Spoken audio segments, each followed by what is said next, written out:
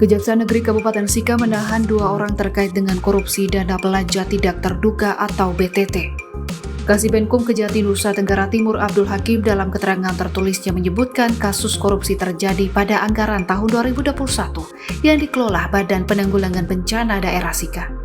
Kedua tersangka, kata Abdul, telah dilakukan penahanan pada 8 Februari 2023 sore oleh Kejari Sika. Ia menuturkan kasus itu terkait dengan pengadaan kebutuhan dasar makanan dalam penanganan tanggap darurat COVID-19 bagi pasien, petugas pendukung, dan pengamanan di tempat karantina, dan pengadaan kebutuhan minum dan logistik atau perlengkapan dalam penanganan tanggap darurat tertentu wabah COVID-19.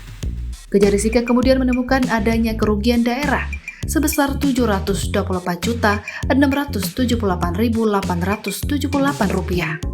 Kedua tersangka yang ditetapkan lanjut Abdul adalah MDB selaku Kepala Pelaksana atau PPK atau pejabat pembuat komitmen di BPBD. MDB saat itu memerintahkan secara lisan untuk melakukan pembayaran dalam terkait sejumlah kebutuhan penanganan COVID-19. Menurutnya, untuk mempermudah penyidikan, maka penyidik melakukan penahanan selama 20 hari ke depan untuk kedua tersangka. Penahanan tersebut dilakukan melalui syarat objektif dan subjektif sebagaimana dalam pasal 21 KUHP. Syarat subjektif katanya para tersangka dikhawatirkan akan melarikan diri, merusak atau menghilangkan barang bukti dan atau mengulang tindak pidana. Lalu syarat objektif yakni tindak pidana tersebut dapat diancam dengan pidana penjara 5 tahun atau lebih.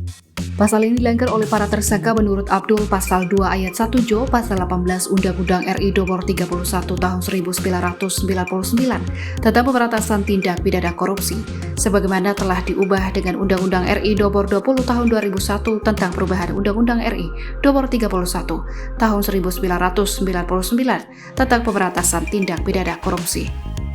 Abdul juga menyebutkan subsidi pasal 3 Jo pasal 15 Undang-Undang RI Nomor 31 Tahun 1999 tentang pemberantasan tindak pidana korupsi, sebagaimana telah diubah dengan Undang-Undang RI Nomor 20 Tahun 2001 tentang perubahan Undang-Undang RI Nomor 31 Tahun 1999 tentang pemberantasan tindak pidana korupsi.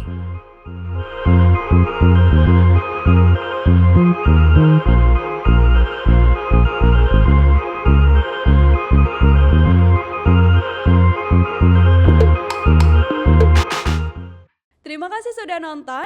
Jangan lupa like, subscribe, dan share ya.